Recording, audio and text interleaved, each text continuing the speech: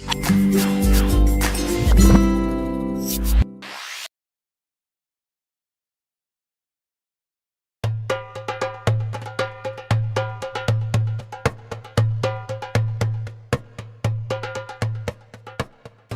Nabi Ibrahim alaihissalam hendak pergi, Siti Hajar mencoba menahannya dan berkata, "Wahai Ibrahim, kemana engkau hendak pergi?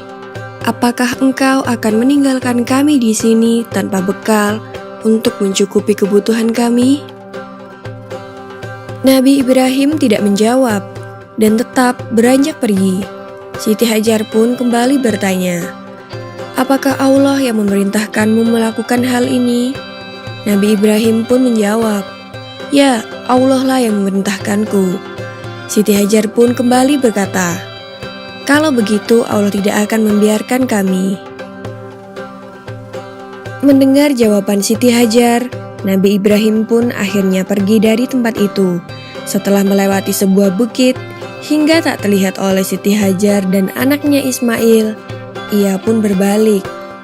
Ia memandang ke arah Baitullah sembari berdoa meminta kepada Allah agar segala kebutuhan istri dan anaknya senantiasa tercukupi. Nabi Ibrahim kemudian kembali ke negeri Syam untuk menemui istrinya Sarah atas perintah Allah. Di padang pasir yang tandus bernama Makkah itu, Siti Hajar kebingungan mencari sumber air untuk Ismail yang terus menangis karena kehausan. Maka berlarilah Siti Hajar ke sana kemari tanpa arah tujuan. Berkali-kali ia pulang pergi antara Bukit Syafa dan Marwah, tetapi tidak didapatnya setetes air pun. Tiba-tiba Siti Hajar mendengar suara yang memerintahkan agar Ismail diletakkan di sebuah tempat. Maka diletakkanlah Ismail di tempat sesuai perintah yang ia dengar.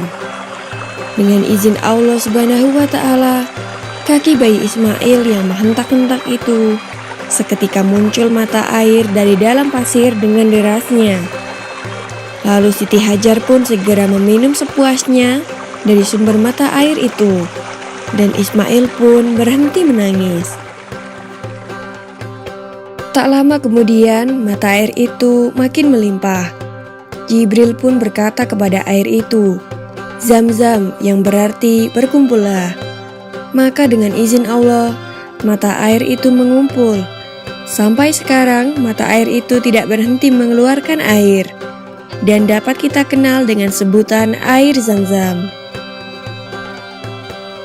Peristiwa berlari-larinya Siti Hajar antara Bukit Safa dan Marwah dalam mencari sumber air, akhirnya dijadikan salah satu rukun haji yang dinamakan sa'i. Para muslim yang menjalankan ibadah haji diwajibkan berlarian kecil sebanyak 7 kali antara kedua tempat itu. Kemudian datanglah suatu rombongan kafilah Arab dan suku Jurhum yang kebetulan sedang kehausan dan mencari-cari air. Sampai di kota Mekkah, tiba-tiba mereka melihat burung-burung yang sedang berterbangan di atas suatu bukit. Mereka menduga pasti ada sumber air di tempat burung-burung itu. Dan ternyata dugaan mereka benar.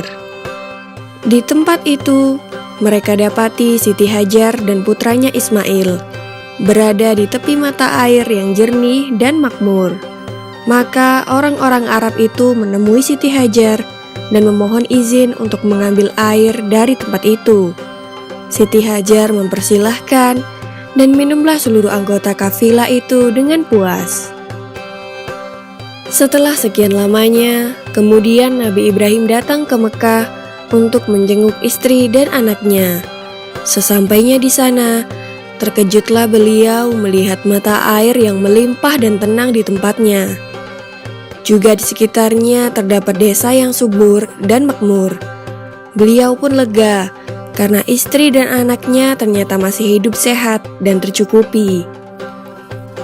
Siti Hajar lalu menceritakan semua kejadian yang pernah ia alami kepada suaminya. Mendengar itu, Nabi Ibrahim kemudian memuji kebesaran Allah Subhanahu wa Ta'ala yang telah mengabulkan doanya terdahulu.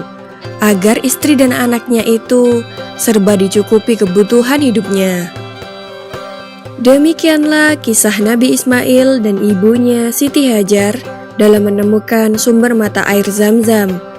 Maha suci Allah atas segala kebesaran dan kuasa-Nya.